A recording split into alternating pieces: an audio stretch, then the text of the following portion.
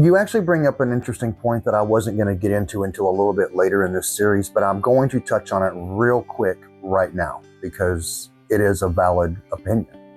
Because you're not wrong in any way. Because what we do know is that back in mid-February, American Green Beret troops did go to Campeche, Mexico for a joint training exercise to train the Mexico Naval Infantry Marines, okay, in conventional and non-conventional combat. So that training exercise has already happened. It was actually requested by the Mexican government and was unanimously approved by the Mexican Senate. So that basically 6 weeks of training was a joint exercise by both militaries on Mexican soil. Now, the other thing that we do know is that Stryker drones are being used over Mexican airspace for surveillance purposes only.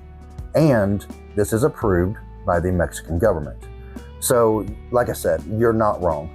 Now, there is an early report coming out. There's a couple of early reports coming out from just over the weekend where Mexican National Guard troops were located on American soil, and this is where we're going to run into problems.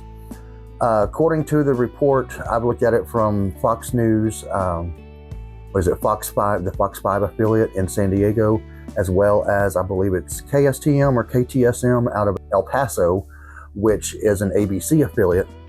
They're both reporting on this, and their reports differ quite a bit.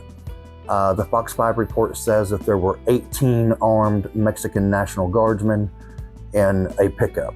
Now, the videos and the photos that I've seen of this incident, there's about 7 or 8 of them. So I think that that's an exaggeration. Now, the story goes on to say that the Mexican National Guard honestly thought that they were still on Mexican soil, but they had crossed over the border and into New Mexico, where these 2 American civilians were actually just on the trails.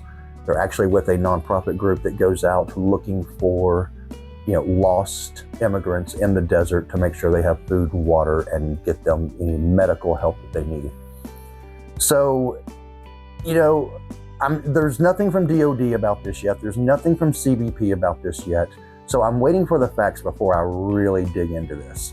But the next video about what led me down all these rabbit holes is coming up next, and you can expect that later today on Monday, April the 28th.